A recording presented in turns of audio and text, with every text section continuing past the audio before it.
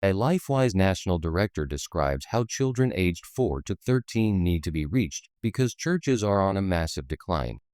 Once again, Lifewise proves it is not interested in giving parents an option for Bible study, but in evangelizing all students.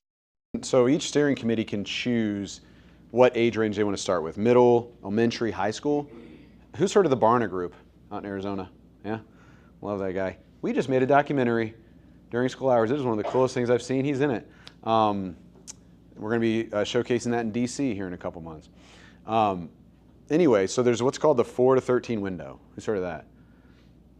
You're going to be blown away. Yeah, if a person hears the gospel in a real way between the ages of 4 and 13, they have about a 38% rate of truly following Jesus in their life. If they hear about the gospel in a very real way between the ages of 14 and 18, 4%. 18 and above, 6%. Right now, I can't remember the exact number. It's like over 95%. I believe it's higher, but I want to be careful. Of church growth is transference. People just leaving one church and going to another. The church is on a massive decline. That is why it's so important to reach these kids, because The Barna Group is focused on creating studies that further Christianity in culture. Lifewise invited George Barna to their Founders Weekend, an all-expense-paid trip to Florida, where Lifewise preaches to its largest funders and supporters.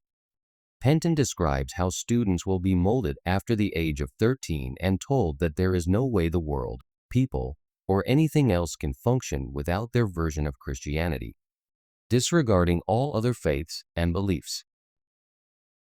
What are some other things besides the head, the heart, and the hand that they're going to be exposed to or encouraged by or maybe even challenged in the way they think?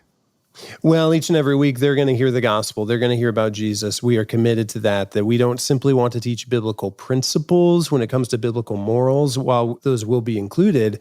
Fundamentally, we're going to teach the gospel. So they're going to hear about a good God who's redeeming his fallen creation through the person and work of his son Jesus, through his death for sin and resurrection. And then as they move on, if the program expands into the middle school and even the high school, they will begin to engage with more worldview-oriented questions. We've kind of programmed all this information. We've kind of given them all these pieces. Now they're going to start making the connections between the pieces. How do I build this larger biblical worldview?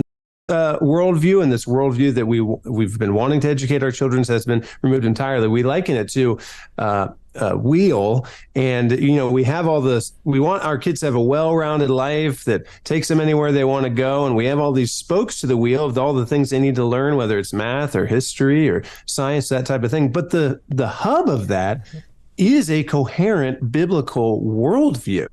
And if you take that out, that's the operating system. None of the rest of it can't function if you take out things like truth and scripture. Teaching students that anyone who is not following Lifewise is unable to function is spreading division in public schools. Doing this to students so young that they cannot logically understand that there are hundreds of religions and a single one doesn't define if someone is a good person, and separating people through religion does not make a strong community.